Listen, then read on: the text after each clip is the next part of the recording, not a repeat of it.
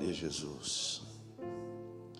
Você acredita plenamente que o Espírito Santo está presente conosco aqui? Sim, Ele está. Eu quero convidar você. As demais coisas, se possível for, faço depois. Mas agora eu quero convidar você a ler um texto bíblico comigo. O Evangelho de Marcos. Glória a Jesus. No capítulo 9 e o verso 14. Você já me ouviu falar desse texto algumas vezes. E por duas ocasiões, Deus me deu duas mensagens diferentes. E hoje, Ele me orientou outra vez com outro foco. E eu lhes confesso que meu coração estava pendendo a tarde toda. Mas um pouco antes de sair de casa, Ele me fez voltar essa palavra. Então, vou seguir o que Ele diz. E depois a gente volta a cantar. Diz assim no verso 14 do capítulo 9 de Marcos: Quando se aproximaram dos outros discípulos, viram grande multidão e alguns escribas que discutiam com eles. Assim que a multidão viu a Jesus, tomada de surpresa, correu para ele e o saudava. Ele perguntou aos escribas: Que discutis com eles? Um homem dentre a multidão respondeu: Mestre, trouxe-te o meu filho possesso de um espírito mudo. Este, onde quer que o apanha, lança-o por terra e ele espuma, range os dentes e vai secando. Roguei aos teus discípulos que o expulsassem, mas não puderam. Jesus respondeu: Ó geração incrédula, até quando estareis convosco? Até quando vós sofrerei? Trazei-mo. Eles o trouxeram, e quando o espírito viu a Jesus, logo agitou o menino com violência. Caindo ele por terra, revolvia-se espumando. Perguntou Jesus ao pai do menino: Quanto tempo há que lhe sucede isto? Respondeu ele: Desde a infância. Muitas vezes o tem lançado no fogo e na água para o matar. Mas se tu podes fazer alguma coisa, tem compaixão de nós e ajuda-nos. Disse-lhe Jesus: Se tu podes, tudo é possível ao que crê. E imediatamente o pai do menino exclamou: Eu creio, ajude-me a vencer a minha falta de fé.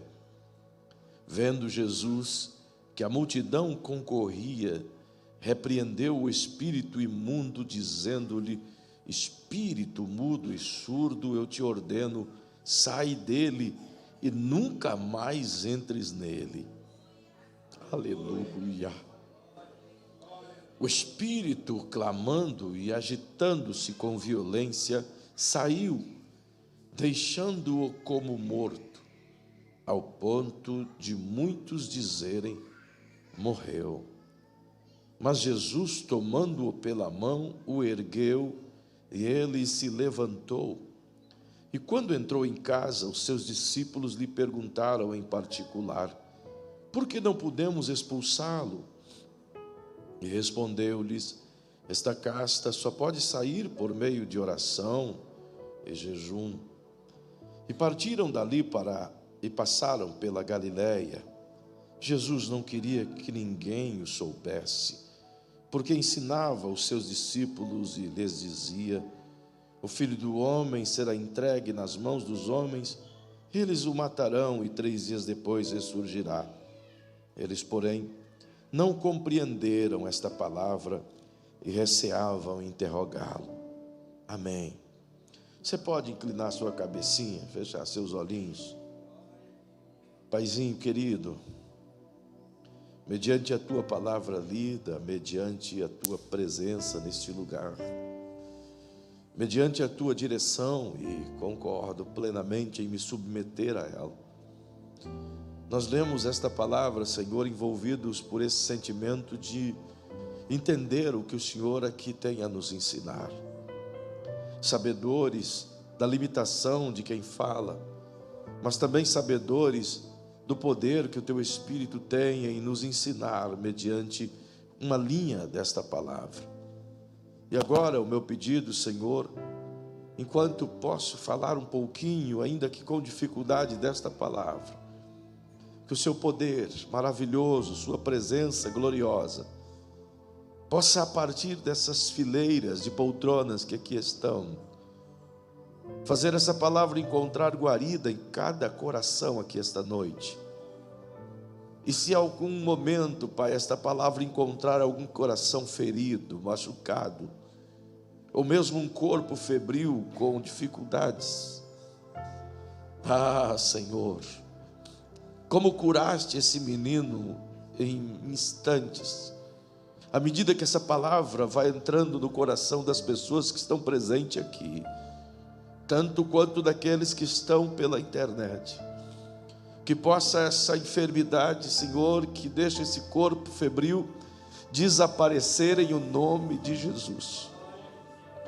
Que essa pessoa que não consegue ouvir a Tua voz ou a Tua palavra por meio dos aparelhos de televisão ou computador ou qualquer coisa parecida, que haja um desbloqueio, Senhor, em nome de Jesus, no ouvido desta pessoa agora. Da mesma sorte, aqueles cujos olhos estão escurecidos e não podem ver a luz do dia, e nem tampouco as coisas à sua volta. Senhor, que agora mesmo, mediante a Tua palavra, os olhos se abram e ilumine-se pela luz do Teu poder, e haja cura imediata nesse momento, para a glória do Teu nome. Também, Senhor, visita os lares, visto hoje ser um culto de família, Senhor, onde trabalhamos isso, que o Teu meio Espírito entre dentro dos relacionamentos, das uniões conjugais, e possa desfazer as obras de Satanás mediante o ouvir a Tua palavra.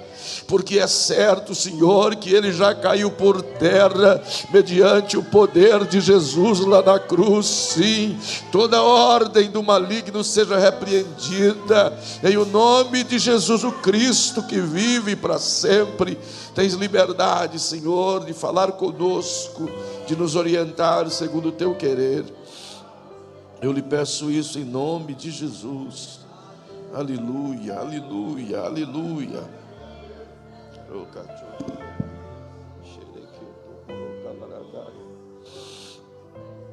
Aleluia, aleluia, aleluia. Não se sinta constrangido, nem impeça o Espírito Santo de agir, de falar, de sentir. Esteja à vontade. Permita tentar contextualizar a você o que está acontecendo aqui nesta cena e levar o vosso coração a compreender de maneira tão rápida e prática o que o Espírito Santo quer nos ensinar. O texto diz que Jesus, com os seus discípulos, estava se preparando para os momentos finais de sua estadia nessa terra. Ele já havia ensinado durante 2 anos, quase 2 anos e meio nesse tempo aqui. Estava iniciando o fim do 3º ano de ministério terreno.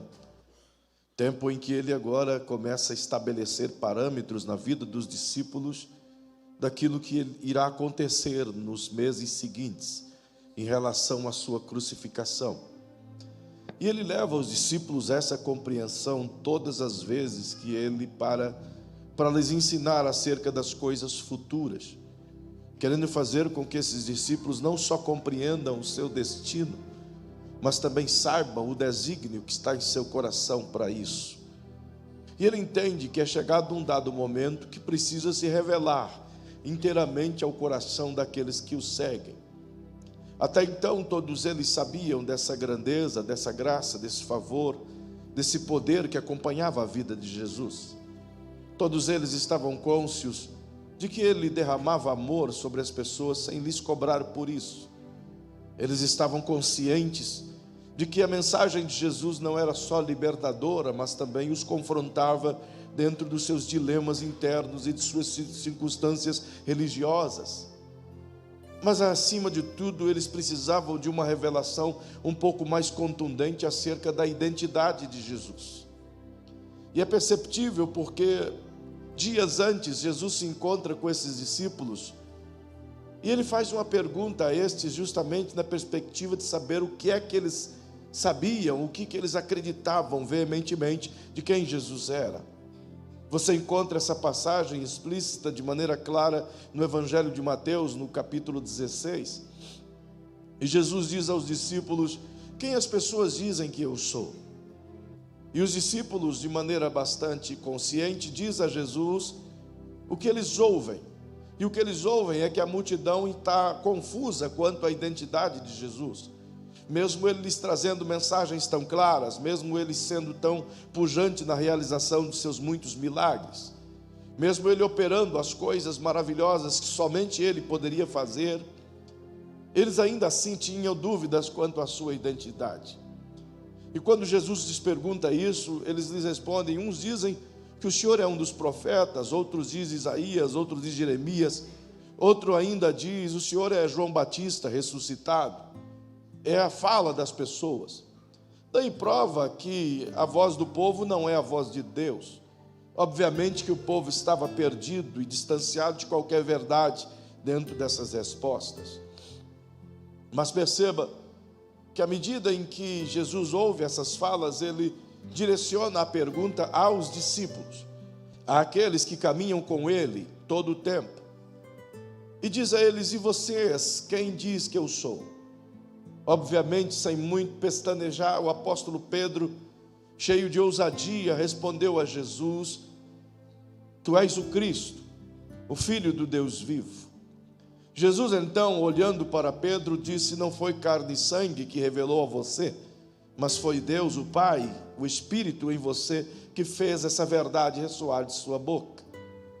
Obviamente que a partir desse momento, os discípulos, os 12, passam a olhar para Jesus sobre esse contexto de liderança, não mais como um simples profeta que andava pelas terras amando de Deus, embora Jesus o fosse profeta, não mais como um legislador ou como um revolucionário que vinha tentando libertar Israel das garras de Roma, mas muito mais do que isso, os discípulos sabem que agora diante deles está a revelação mais intrínseca e mais profunda da parte do Senhor, pois ele confirma a resposta de Pedro: tu és o Cristo, o Yoshua e Hamashia, como quem quer dizer o ungido, aquele a quem Deus o Pai enviou em seu lugar. Então exatamente agora eles têm a descrição exata daquilo que os profetas haviam dito, e eles passam a olhar para Jesus, não mais, como disse, como aquele grande Senhor, mestre, companheiro de ministério, mas agora, sem dúvida nenhuma, como o seu grande e poderoso Salvador.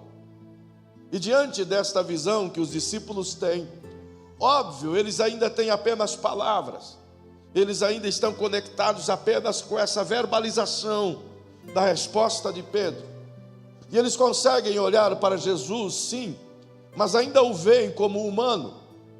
Eles conseguem entender que ele é o Cristo, o Filho do Deus vivo, mas ainda conseguem ver apenas o Cristo homem no meio deles.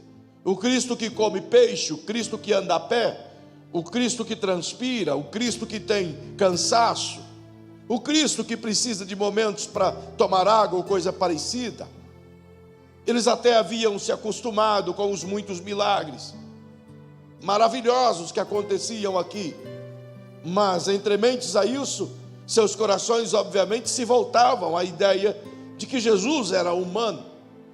Então essa revelação de que tu és o Cristo entra em confronto em suas mentes, mediante aquilo que os profetas haviam anunciado, de um poderoso Messias que haveria de vir, subjugar toda a impiedade e dar o destino real a os filhos de Jacó, como havia profetizado Isaías.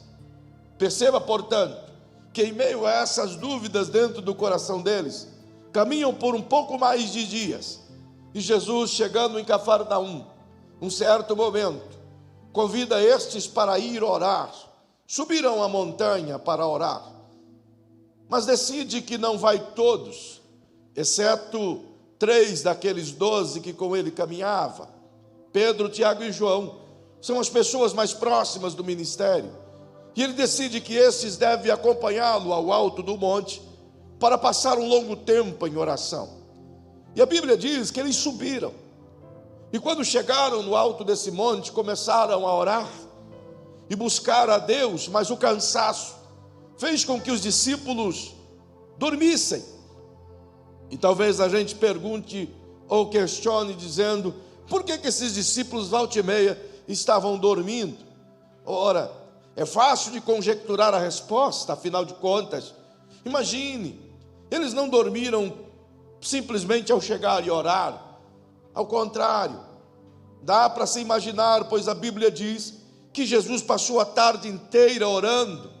Isso dá para ter uma ideia de 6 a 7 horas orando. Então não é muito fácil acompanhar Jesus na oração. Talvez até nós outros ia dormir bem faceiro e ter alguns sonhos bem gostosos com Jesus enquanto ele orava.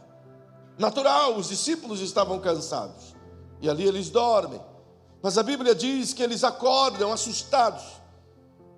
De imediato lhes vem diante de si um clarão como um sol do meio-dia. E eles acordam assim, a olhos arregalados e um tanto que assustados. E o que eles veem não os faz tremer de medo, mas faz os seus corações se aquecerem de tal maneira que visualizam algo que nunca imaginaram visualizar.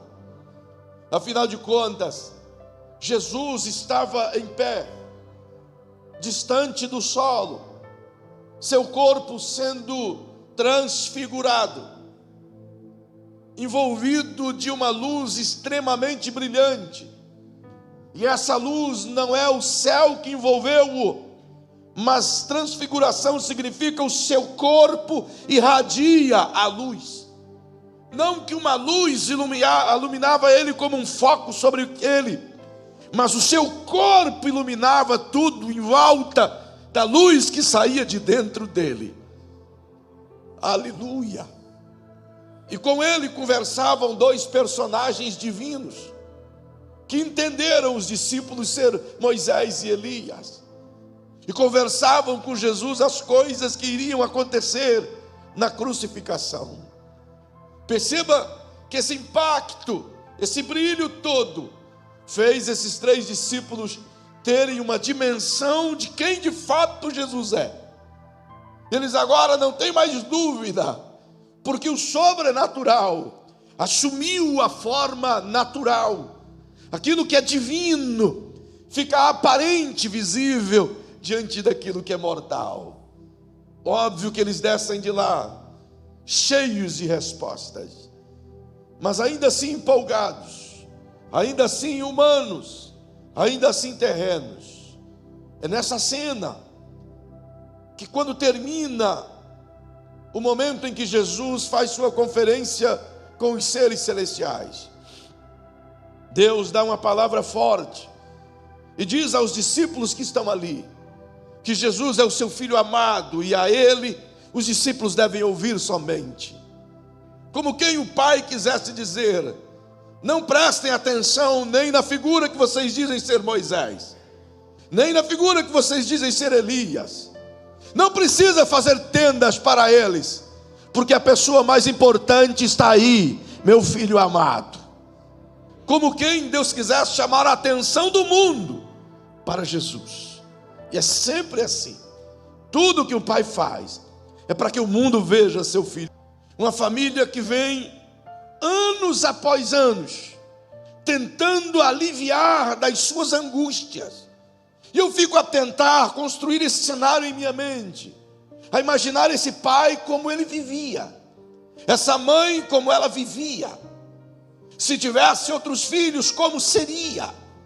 Eu fico a pensar como o pai saía de casa para trabalhar, pensando que o seu garoto poderia ter um ataque a qualquer momento, a qualquer hora.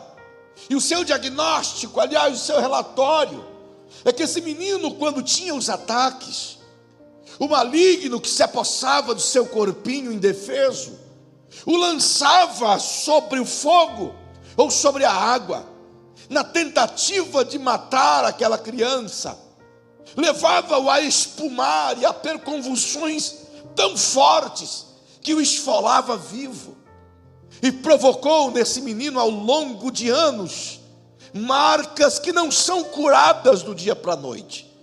Eu fico a pensar como estava o coração do pai mediante isso, em saber ou o porquê que aquela criança sofria ataques malignos. E ele sabia que era um demônio que tomava a criança, pois ele diz que o espírito maligno toma a criança. Então perguntas vêm a essa família diariamente: por que é que uma criança inocente é atormentada por espíritos malignos? O que é que aconteceu no seio dessa família? Quem foi que deixou essa porta aberta? O que aconteceu entre o pai ou a mãe, ou entre os seus ascendentes, que deixou essa brecha para que o diabo entre? Pois todos nós sabemos, somos cônscios disso, que o maligno não tem liberdade de entrar em nossas vidas, se nós não concedermos essa liberdade. Todos nós sabemos que pais e mães são responsáveis pela construção do seu ambiente de lar, de família. Sabemos que é o que acontece entre pais e mães que dá essa legalidade ou não para o maligno entrar. Sabemos que gerações familiares cultivam essa liberdade maligna, e não significa ser maldição hereditária, mas consequências hereditárias de pais que eram, por exemplo, tinham seus bisavós alcoólatras, avós alcoólatras, pais alcoólatras, e filhos se tornam alcoólatras. Famílias que têm um índice de adultério, de prostituição enorme em 4 ou 5 gerações anteriores. Isso vem acompanhando gerações posteriores. Sabemos que cabe a pai e mãe quebrar o ciclo. E eles já sabiam disso também, porque a lei nos ensina isso, que a obediência a Deus limita o ataque do maligno, mas a desobediência a Deus abria portas inteiras para o inferno atuar até a 4ª geração. Perceba, portanto, que inúmeras perguntas vêm na mente do pai e na mente da mãe. É claro que vem. Por que é que isso aconteceu? Se lá no Evangelho de João, no capítulo 9, você encontra Jesus curando um cego de nascença, então os seus discípulos perguntam a Jesus: quem foi que pecou? Este cego ou os seus pais pecaram? Perceba que isso estava incutido na mente dos discípulos. Eles sabiam que essa construção genealógica abria precedentes malignos de atuação na família. E abre-se um parênteses para dizer: quantos de nós já deflagramos situações condizentes a situações que sabemos que nossos antepassados praticavam, e de repente a gente vê acontecendo dentro da nossa própria casa, e a gente se pergunta o que aconteceu, o porquê que isso veio acontecer. O grande problema, ou o X da questão, é que as respostas não nos vêm, não aparece quando a gente pergunta. Então, se esse menino tinha 12 anos, por exemplo, imagine, pelo menos 10 anos de sofrimento, 10 anos de inquietude, 10 anos de angústia, 10 anos sem a mãe ou o pai ir passear no shopping com a criança, porque não sabe qual é o momento em que ele vai ter um ataque, não sabe qual vai ser a hora em que a criança vai sofrer. Nem na igreja poderiam ir, porque afinal de contas, a igreja não pôde lhe dar respostas ao longo desse tempo todo. Justamente porque a igreja estava reunida aqui na cena. Não para ajudar o pai ou a mãe, mas para tentar questionar quem fosse ajudar a criança. Durante todos estes anos, os religiosos presentes não puderam responder à questão. Não puderam ajudar o pai ou a mãe, ao contrário, impunham sobre eles o peso da maldição. Porque na cultura da época, famílias que possuíam uma criança, por exemplo, com esse tipo de problema, ou que fosse defeituoso físico, entendiam os religiosos que aquele problema físico que a criança tinha era o efeito de uma maldição que veio de seus antepassados. É por isso que crianças deficientes de pés ou mãos, ou cegos, eram abandonados pelos pais com 6 anos de idade. Era obrigação das mães cuidarem dessa criança até o 6º ano. No 6º ano ela tinha que despachar aqueles bebês ou meninos como se fosse uma maldição. Imagine isso. Só que essa família não fez. E é um ponto maravilhoso observar. Porque esse pai tinha todo o direito, pelo conteúdo cultural da época, de não carregar esse fardo sobre os seus ombros, como a religião apregoara.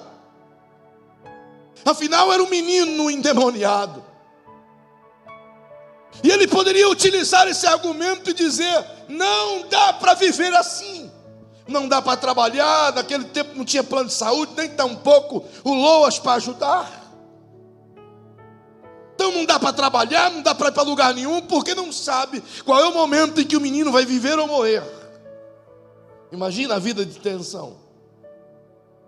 Não é nada agradável. Mas ele poderia se aliviar disso quando o menino completou 6 anos. Poderia mandá-lo para Gadara, por exemplo, ou Gerasa, que era o lugar do destino daqueles que ficavam endemoniados. Tinham centenas de possessos lá. O que era mais um? Mas ao contrário, vejo esse pai insistindo, tentando cuidar, tentando achar uma saída. Significa que há um fio de amor muito forte dentro dele e uma esperança ainda viva que em algum momento aquilo vai resolver. É por isso que ele vai junto com os religiosos, porque sabem que a caravana de Jesus chegou até Cafarnaum. E agora chegam aos 9, e esse pai juntamente com eles apresenta o menino com um problema aos discípulos, mas eles não puderam fazer nada. Eu acredito que eles tentaram orar, pois a Bíblia me dá essa visão do texto. Oraram, lutaram, mas nada aconteceu. O menino continuou mal. Agora o problema aumentou, porque essa multidão que nada fez para ajudar até então, agora começa a questionar os discípulos de o porquê não deu certo. Não puderam resolver o problema desse garoto durante a vida inteira. E agora, porque os discípulos também não puderam, a multidão inteira se vira contra eles, justamente para entender por que é que eles também não conseguiram, se eles fizeram isso antes.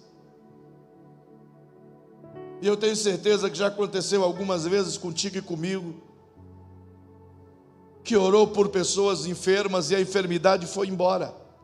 Quantos aqui já tiveram essa experiência gloriosa? Levante a mãozinha. Não é gostoso fazer isso? Mas também tenho certeza que não poucos de nós já orou por pessoas e a pessoa continuou enferma.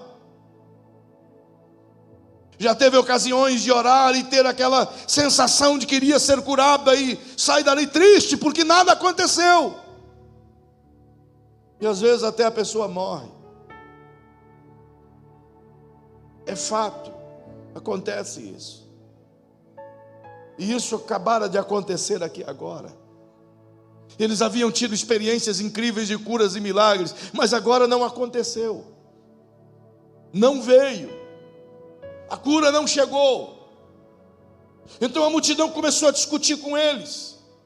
E o cenário que se desenvolve no meio dessa cena toda que acabamos de ler é um tanto que dramático, mas é um tanto que real, porque me parece que acontece semelhante a nós também.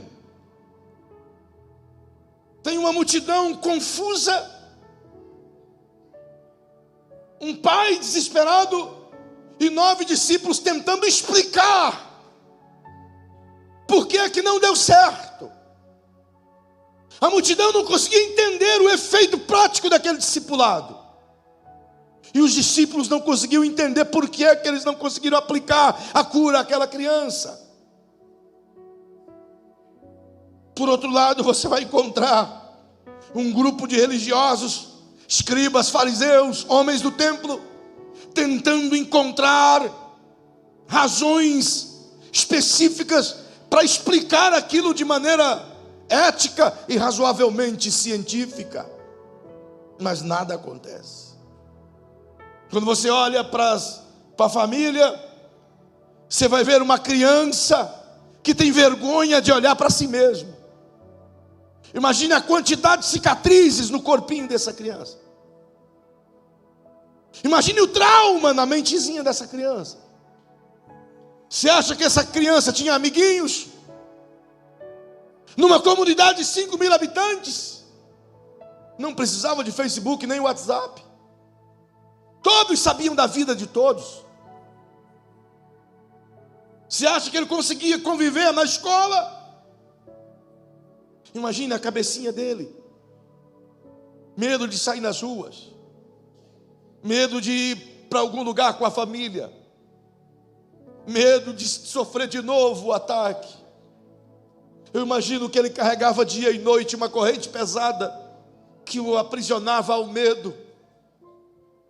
Medo não só do que lhe causava, porque a essa altura do campeonato, talvez se falar profundamente com essa criança, tudo que ele ia querer dizer: eu só quero ficar livre disso, ainda que para isso eu tenha que morrer.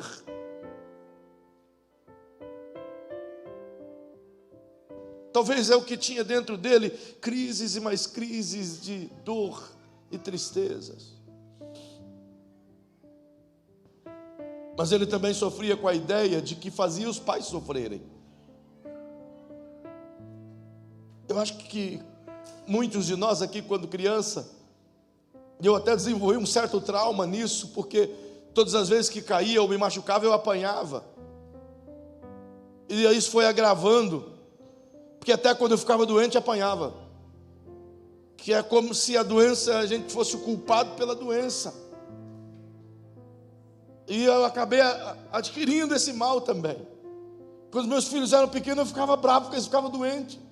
Coisa mais triste. Não tinha nada a ver com isso, tadinhos.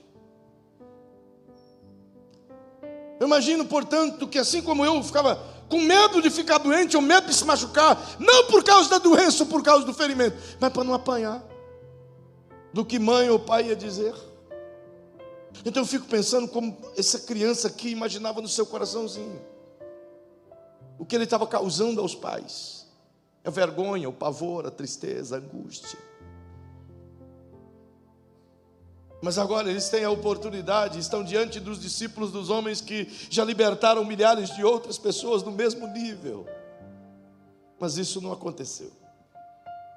Os discípulos nada puderam fazer. Então, se tinha uma criança despedaçada por dentro e com as marcas da dor no externo do seu corpinho, você encontra agora um pai tentando se agarrar ao se conformar em conviver eternamente com uma criança possessa. Pois depois dessa tentativa, tudo que esse pai pode fazer é olhar para o seu filho e para si mesmo e dizer: essa é a minha cruz. vou ter que conviver com isso, ninguém pode me ajudar. Essa família agora mergulha no mar da desesperança. É o que tem para eles, é o prato do dia. Mas a Bíblia diz que Jesus está descendo, chegando da montanha, de uma experiência extraordinária, onde os céus se abriu sobre o monte da transfiguração, onde os discípulos viram Deus de verdade. E Ele está chegando. E a primeira coisa que aparece na cena é que Jesus se preocupa com os seus 9. Pois a primeira pergunta que Jesus faz, depois que a multidão vai abraçá-lo, vai tocar nele, vai se alegrar, porque ele chegou. Ele pergunta para aquelas pessoas todas: o que estão discutindo com os meus discípulos? Ele quer saber por que aquelas pessoas estão bravas com os discípulos. Ele está preocupado em atender essa necessidade também interna dos seus seguidores. Então um motivo chega. Esse pai corajosamente apresenta-se e diz a Jesus o porquê que aquilo está acontecendo. E diz a eles: olha, a gente trouxe o meu filho aqui assim, assim, e os seus discípulos não puderam expulsá-lo. O diálogo é tão real aqui, é tão simples e tão prático. Esse homem sai do meio da multidão e ele vai até Jesus. Por quê? Porque Jesus deu lugar a isso mediante a pergunta que fez. E ele se sente na obrigação de responder a Jesus mediante aquela pergunta. Então ele diz: olha, eu trouxe o meu menino assim.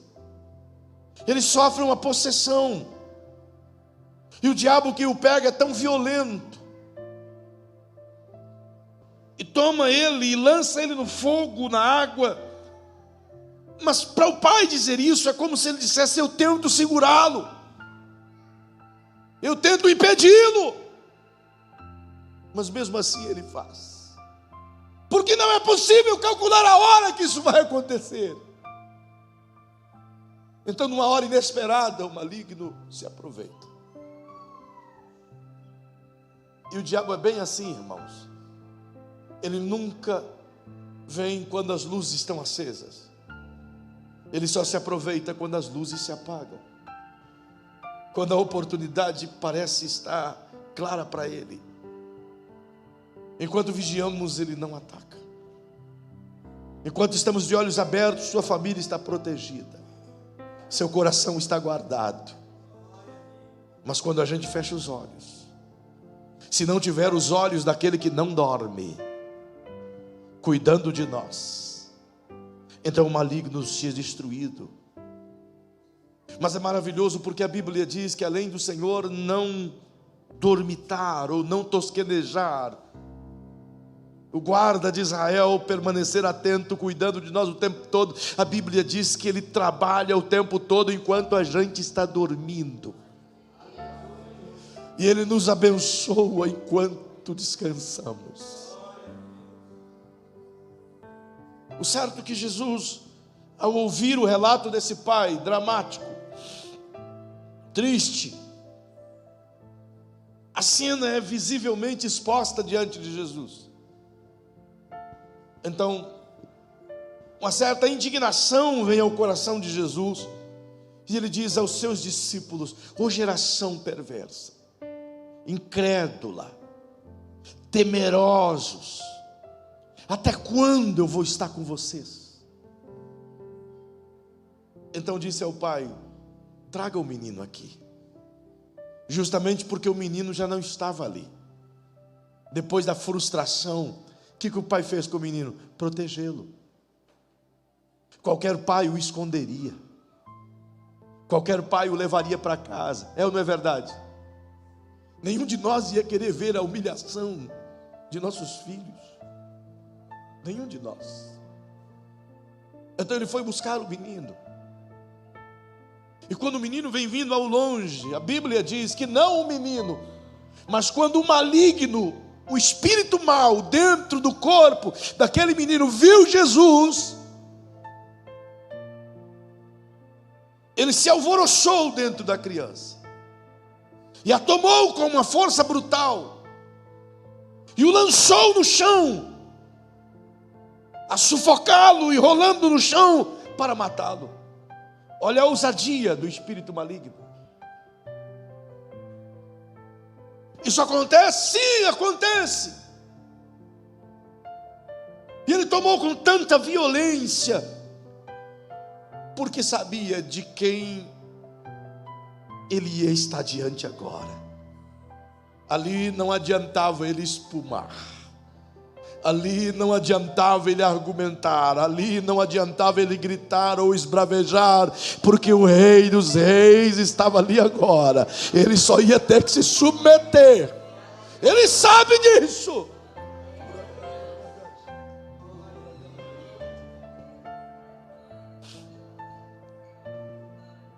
Como um cão pode se valer contra o Criador?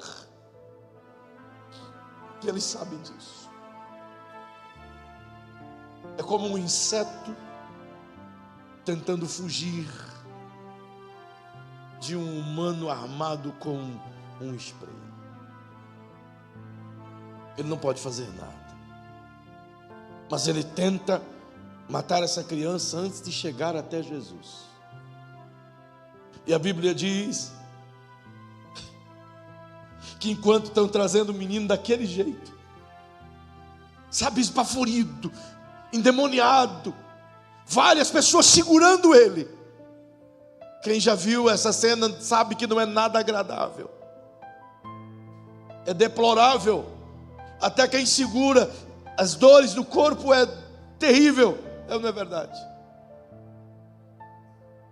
Estão trazendo o menino, e Jesus, com a calma, sabe, William, que é incrível. E Jesus olha para o pai, o menino está lá revolvendo-se, espumando. E Jesus olha para o pai, e eu vejo Jesus olhando para o pai, dizendo, como um médico: quanto tempo isso está acontecendo?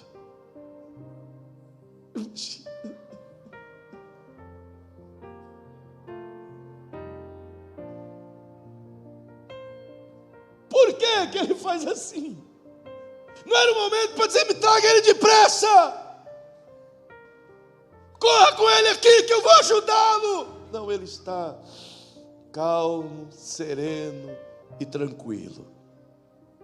Peculiar de Jesus, calmo, sereno e tranquilo. O mar está revolto, Jesus está calmo, sereno e tranquilo. As nuvens escurecem, Jesus está calmo, sereno e tranquilo. A morte se apresenta, Ele está calmo, sereno e tranquilo, porque a vida está nas mãos dEle.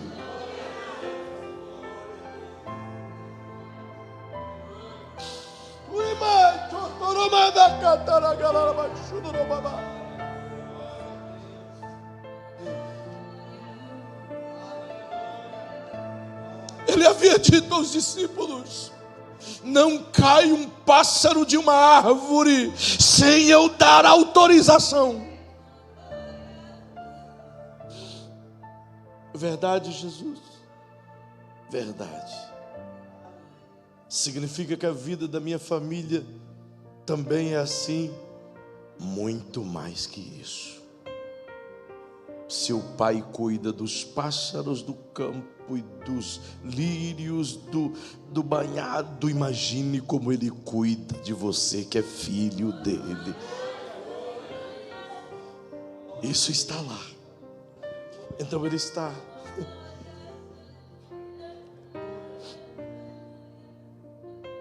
A gente fica assim desesperado, não é? Turvo, angustiado. O ano passado, quando a minha esposa sofreu um acidente, por exemplo, eu fiquei extremamente angustiado no hospital, aquela coisa toda, tal, aquela loucura. Mas tem uma coisa que eu sempre via e observava isso, inclusive quando fiquei doente. Teve uma hora que eu estava quase a morrer. E o médico chegou com uma paciência. E quando eu perguntava sobre ela aos médicos, eles respondiam numa paciência. Isso me faz lembrar de que eles tentaram aprender com o médico dos médicos. Por isso ele pergunta ao pai: quanto tempo isso acontece? Ele não precisa saber, ele já sabe. Mas o pai precisa confessar. Porque tem coisas que só vai sair do meio da nossa família quando a gente abrir a boca e dizer. Tem raízes malignas dentro de nossas casas que só vai sair quando a gente confessar. Tem crises matrimoniais que só vão ser consertadas quando marido e mulher olhar olho no olho e confessar as coisas escondidas. Nada novo se constrói em cima do que é velho. Nenhuma edificação se constrói em cima de entulhos. É preciso colocar para fora. É preciso ter a coragem de colocar para fora. É preciso ter a coragem de dizer a Jesus: Senhor, a minha casa vem de uma herança de álcool, de prostituição, de drogas. É preciso ter coragem, ousadia. E Jesus pergunta a ele: é algo vergonhoso para um pai dizer: o meu filho está endemoniado há 10 anos. É ou não é? Meu filho sofre essa perseguição desde quando é criança. Eu sou pai, você é pai, você sabe que isso é difícil. É admitir um fracasso. Como é que eu, como pai, permiti isso? É admitir um fracasso. Percebe que o foco de Jesus não é o menino. Por quê? Eu quero que você se lembre disso. Calmo, sereno e tranquilo. Coloque a mão no ombro de quem está ao seu lado e simplesmente diga: calmo, sereno e tranquilo. Está nas mãos dele. Ele continua calmo, sereno e tranquilo. Ele está cuidando tudo à volta de nós.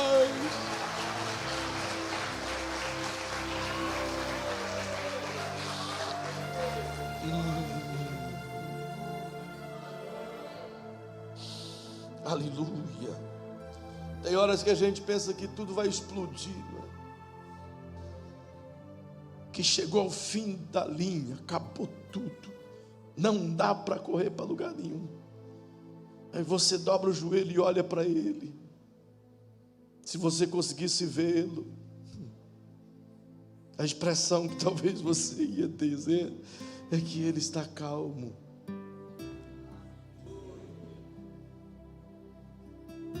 E às vezes ele diz: eu vou dormir no seu barco. Fica tranquilo, a tempestade vai balançar tudo, mas eu vou tirar uma soneca aqui dentro. Como quem quer dizer: o barco nunca vai afundar comigo. A tempestade sempre vai passar. E quando você pensar que não, você chegou do outro lado. Ele vira os seus olhos a esse pai. E então, quando Jesus faz essa pergunta: há quanto tempo isso acontece? Então o pai diz assim: desde quando ele era criança. E repete a cena. E diz: desde quando ele era criança, o diabo pega ele, lança na água, no fogo. O que o pai estava dizendo é um sofrimento sem igual. O pai estava dizendo: essa criança não merece isso, Senhor. Se o pai pudesse, ele dizia para Jesus: eu queria trocar de lugar com ele. Porque qualquer pai faria isso para proteger seus filhos, sem dúvida. E ele está dizendo: não dá para aguentar, Senhor. E quer saber, eu vim de longe, porque eu soube que seus discípulos estariam aqui. E eu trouxe o menino a eles, e eles fizeram tudo que podia, mas não resolveu o problema.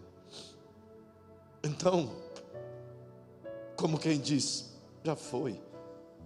Mas se tu podes fazer alguma coisa, faz. Porque não temos mais o que fazer. Esse pai, ele não está sendo arrogante. Ele está sendo sincero.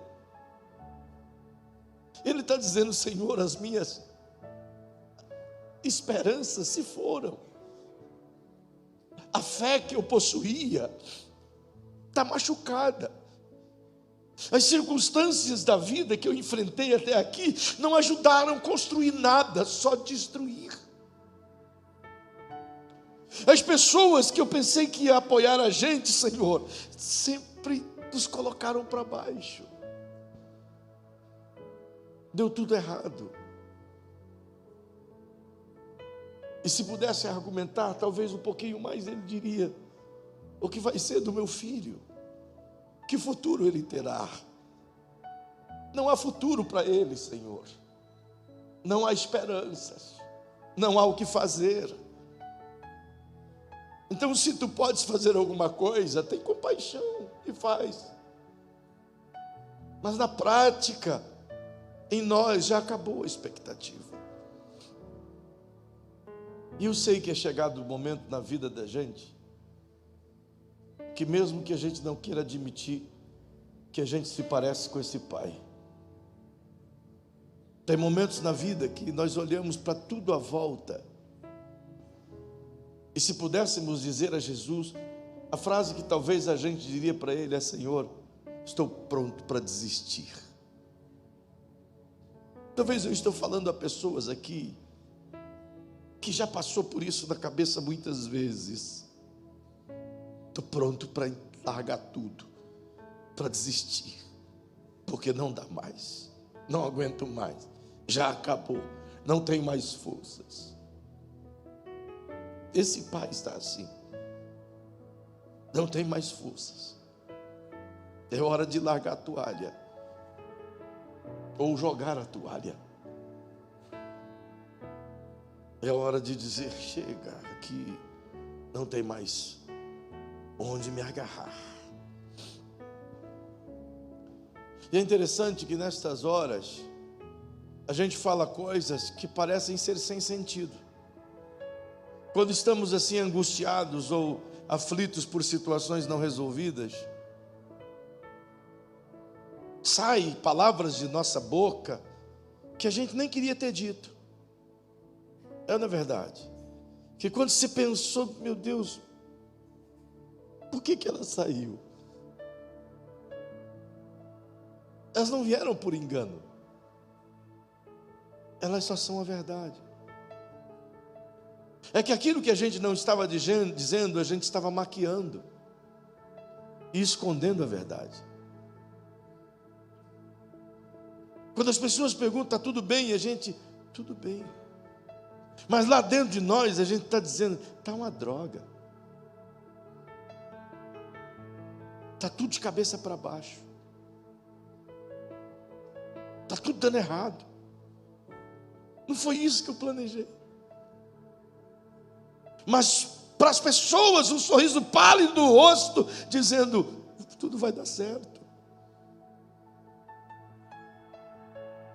Às vezes parece hipocrisia, sabe? Então o Senhor está dizendo: seja verdadeiro. Mostra a verdade no teu coração, porque às vezes a verdade vai vir sem que você note que ela veio, e você vai dizer: puxa, por que eu falei? Era só a verdade, era frustração mesmo, era raiva mesmo, era crítica mesmo, era falta de fé mesmo, era dúvida mesmo, era dificuldade mesmo, era um temor mesmo. Não precisamos disfarçar, ao menos não diante de Jesus, porque diante dele as nossas verdades saltam de dentro de nós, mesmo que a gente não queira dizê-las. Ele arranca de nós essas verdades. E por isso ele diz a Jesus: se tu podes, faz. Como quem está dizendo: se tu não podes, não toma meu tempo. Não me alimente mais com falsas esperanças. Não me dê mais falsas expectativas. E um dos grandes problemas da minha geração é a quantidade exagerada de falsas expectativas pregadas e plantadas por um sistema de fé mercantilista e aventureiro. Nos tornamos frágeis, ainda que Deus esteja tentando nos malhar e nos fazer se tornar fortes. Mas o sistema que a gente vive religiosamente nos faz ser sensíveis a tudo. E quando na verdade deveríamos ser sensíveis às coisas do divino, mas para essas nos tornamos frios e fechados. E nos tornamos tão delicados quanto as coisas da vida. E entendemos que quando precisamos de uma coisa, basta ir no mercado do Evangelho e buscar uma oração pré-determinada, cheia de amuletos e palavras de fé, como uma senha que a gente orou daquele jeito, tudo vai se resolver na vida. Aí não resolve, a gente vai criando paliativo, e vai enchendo de frustração aqui dentro, vai enchendo de fracassos de fé. Pois a Bíblia diz que o justo viverá de fé em fé. Mas à medida que os fracassos da fé se apresentam e ele não os destrói mediante uma fé efetivamente viva, vai criando escudos de dúvida. Então a gente passa a duvidar até do que é real, do que é divino, do que é de Deus para nós. Por isso Jesus está olhando para esse pai. Ele sabe que o menino está tudo bem. Se eu chegasse perto de Jesus aqui agora, enquanto ele dialogava com o pai, eu ia dizer: Senhor, olha o menino. Imagina nós do lado de Jesus, o menino se esborrachando lá, o que é que você faria? Chacoalhava Jesus, talvez com o olho arregalado, e um celular do outro tentando filmar, e dizendo: Jesus, olha o menino. E talvez Jesus olharia para mim e iria dizer: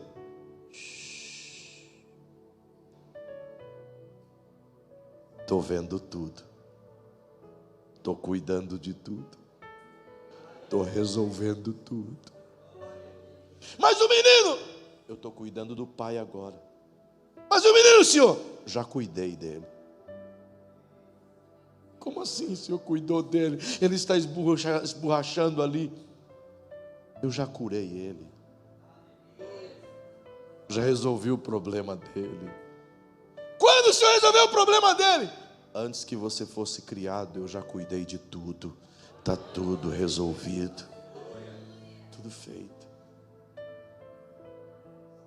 Então, em diálogo com o Pai, Jesus responde: se tu podes, tudo é possível ao que crê. Sabe o que ele está dizendo ao pai? Ele está dizendo: pai, aquilo lá não depende disso aqui, depende disso aqui. Aquela porta se fecha lá quando essa porta dentro de você se abrir. Aquele demônio sai lá quando você deixar eu entrar aqui. É isso que ele está tratando com o pai. Ele está dizendo: você se fechou mediante as circunstâncias para Deus e se abriu para a dúvida. Então agora é a hora de você abrir a porta para Deus e deixar a dúvida ir embora. E olhando para o pai, evidente que os olhos de Jesus capturam a essência. E o pai, de maneira tão responsiva, diz assim, exclamou, significa, falou com uma expressão de quem está querendo uma resposta rápida. e disse: eu creio, ajude-me a vencer a minha falta de fé.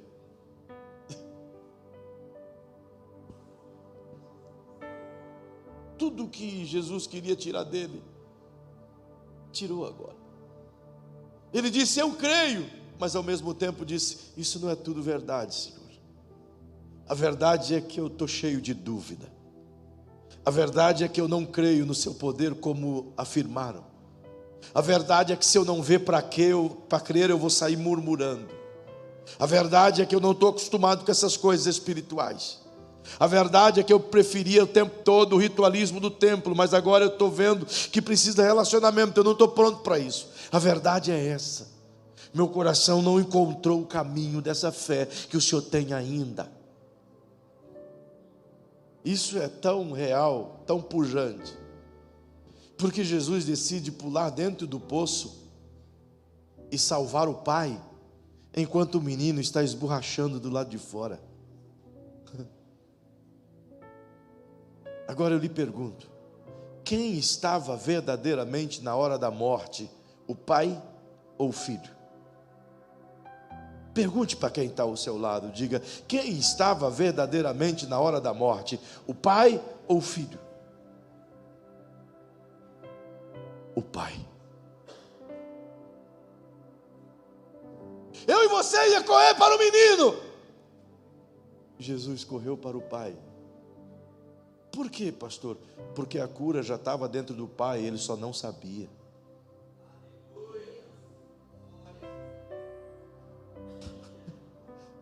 O poder de curar já estava dentro dele, ele só não sabia.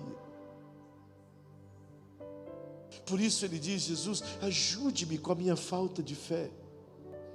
Antes ele disse: eu creio. O que significa isso? Ele estava dizendo: Senhor, é uma pedrinha, então me ajude nessa falta de fé. Jesus estava dizendo: tudo que você precisava para resolver o problema do teu filho estava aí dentro de você, você só não soube usar. Então vou te ajudar a usar agora.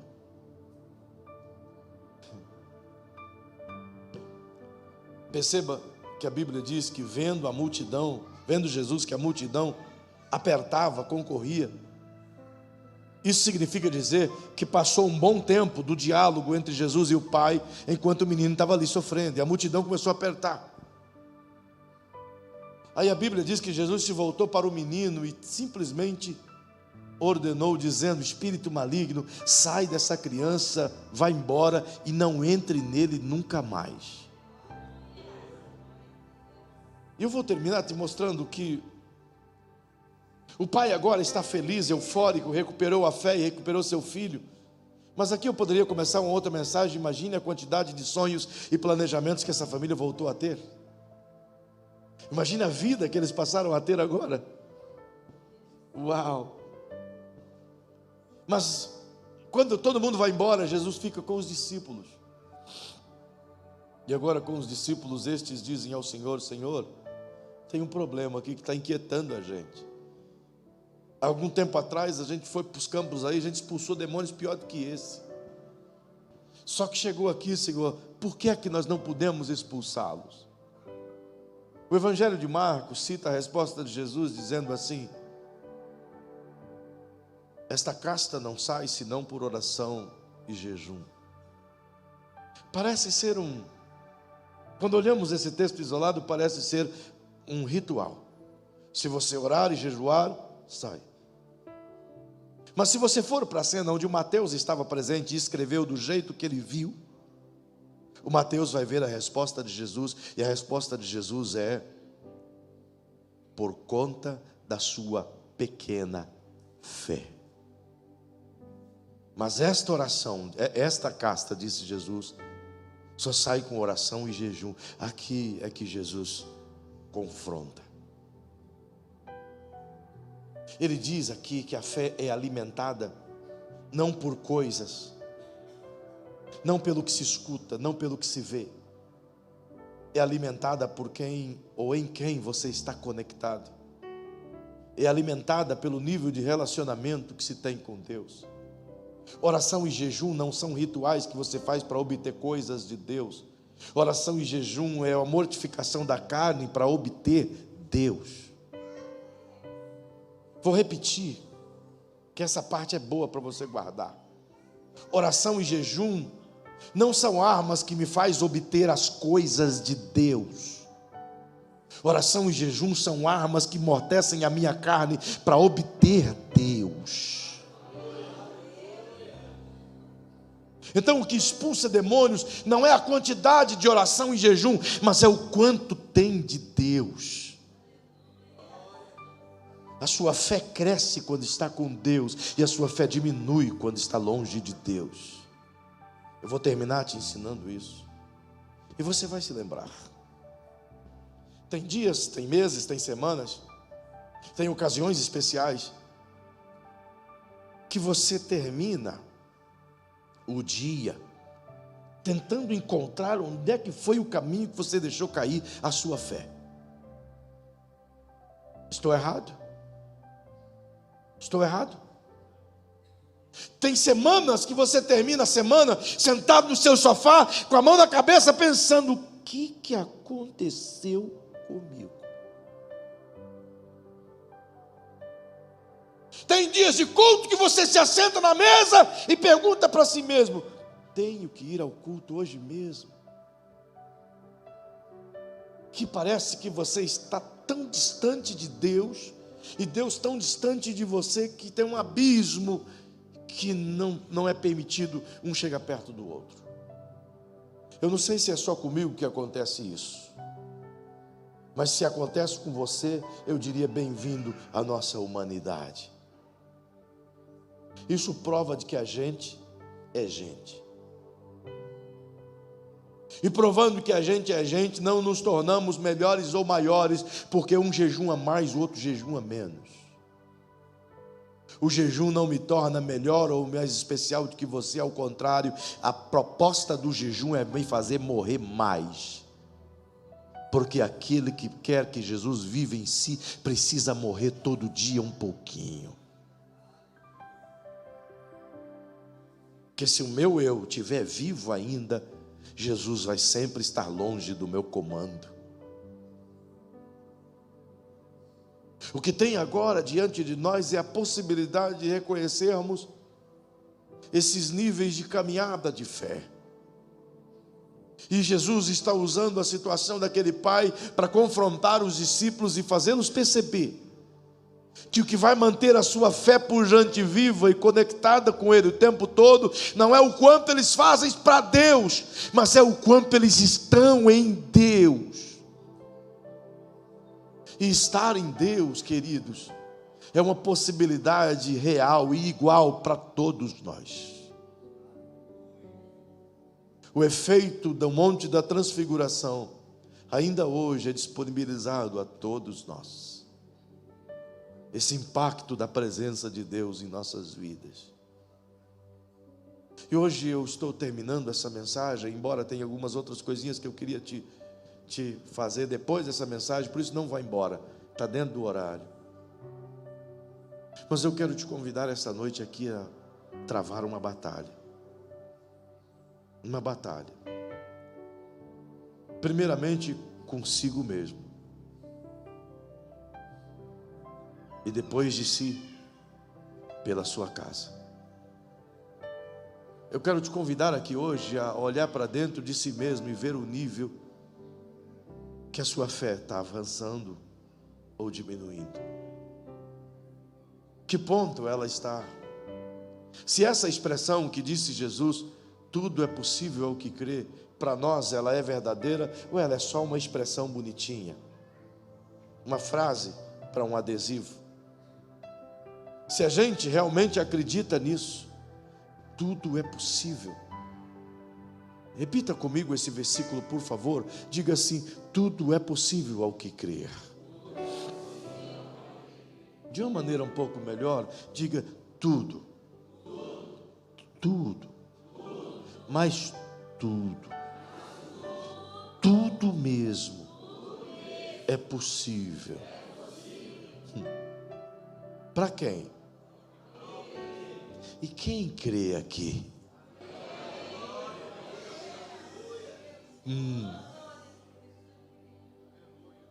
Quem realmente está aqui crendo que tudo é possível? Se você crê que tudo é possível de verdade, então como vai ser o seu dia de amanhã? Como vai ser a sua noite? Como vai ser enfrentar os problemas que já mandaram uma mensagem para você dizendo: estou aqui? Como vai ser enfrentar as dores do seu corpo que continua dizendo: sou teimoso e não saio daqui?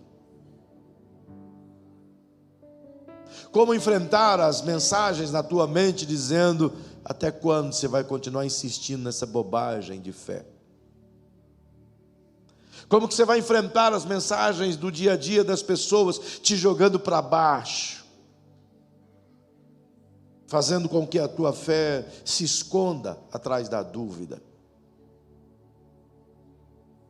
Vamos sair daqui hoje disposto a vencer?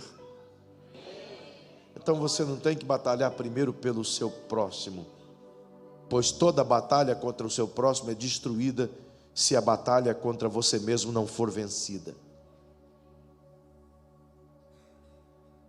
Guarde bem isso no seu coração. Perceba que Jesus curou primeiro o pai, para depois curar o filho. E às vezes a gente está enfermo tentando curar alguém.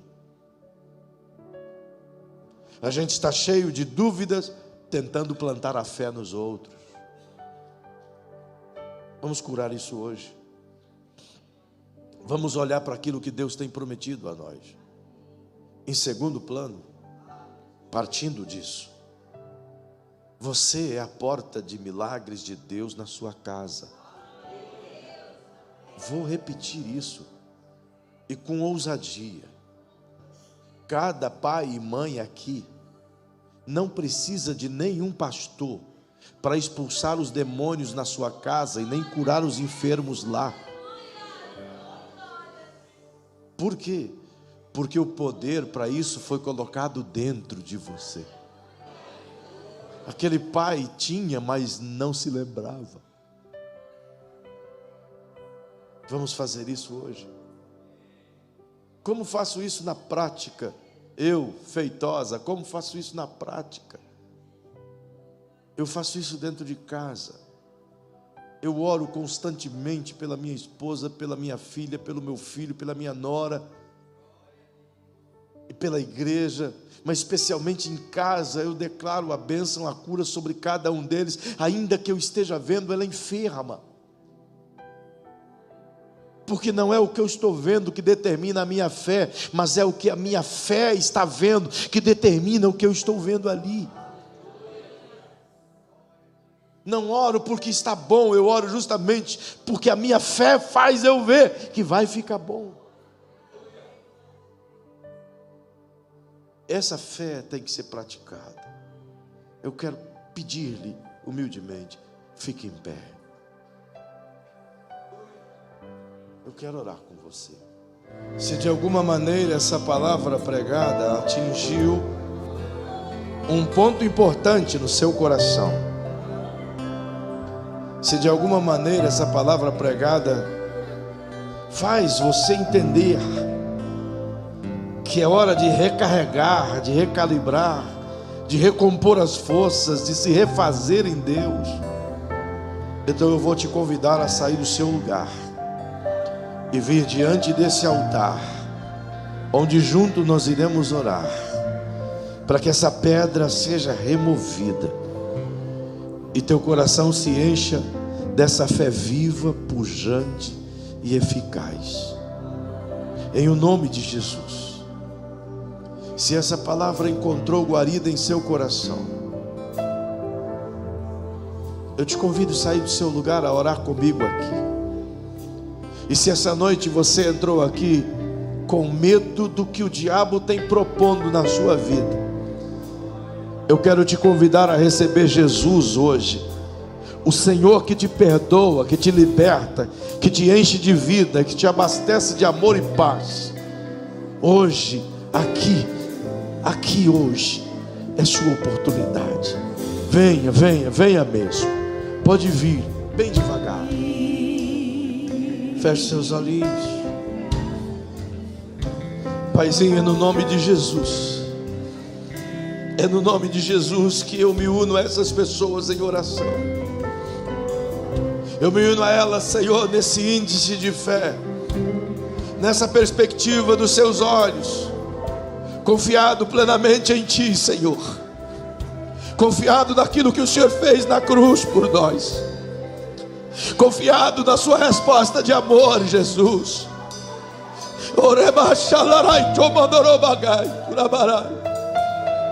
É por isso que eu te peço agora, Senhor, renova a fé dessas pessoas, renova essa expectativa de vida, renova, Senhor, essa esperança de que tudo será por Ti realizado segundo o Teu querer.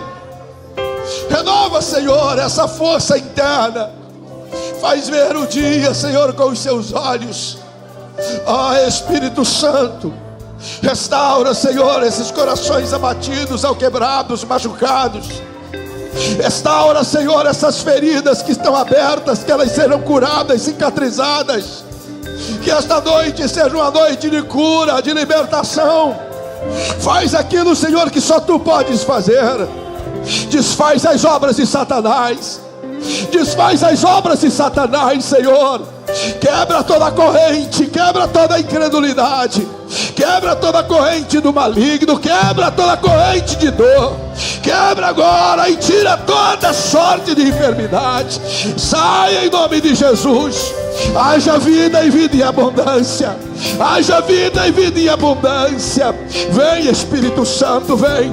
Vem, Espírito Santo, vem. Vem, Espírito Santo, venha. Venha, venha. Vem, Espírito Santo, venha. Venha, vem. Vem, Espírito, vem. Vem, Espírito. Vem, Espírito. Vem, Espírito.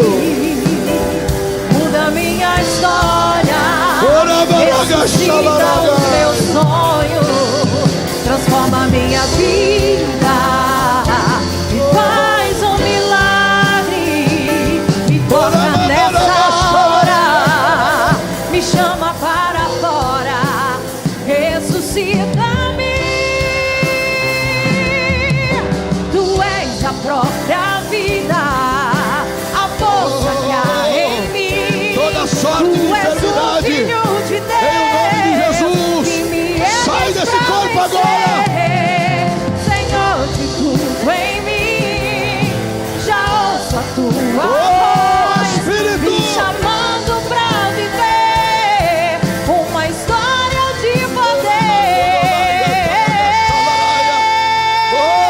Remove a minha pele, saia toda incredulidade agora, saia todo medo agora, saia em nome de Jesus, saia em nome de Jesus.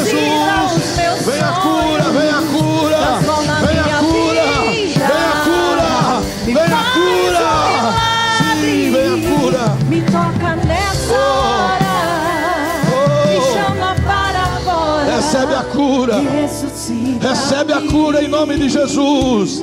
Recebe vida em nome de Jesus. Recebe fé em nome de Jesus. Recebe restauração em nome de Jesus. Espírito das trevas, em o nome de Jesus, eu te ordeno, saia desta casa, destas famílias. Está repreendido. Sim, Espírito Santo de vida, venha sobre nós. Venha sobre nós. Venha sobre nós. Oh, aleluia, aleluia, aleluia, aleluia. Oh, recebe a cura aí onde você está. Recebe a cura. Coloque a mão sobre o seu corpo, sobre o seu peito, sobre o seu coração, e diga a você mesmo, em nome de Jesus: eu recebo a cura. Eu tomo posse dessa fé. Eu tomo posse dessa cura. Sim, em nome de Jesus. Em nome de Jesus. Oh, aleluia. Oh, aleluia. Oh, aleluia. Aleluia. Quando você chegar em casa agora, Aí você vai guerrear pela tua casa, pela tua família. Quando você entrar na porta de sua casa, basta levantar as suas mãos e dizer: todo espírito das trevas, esta casa você não entra. Meu casamento você não entra. Nos meus filhos você não entra. Oh!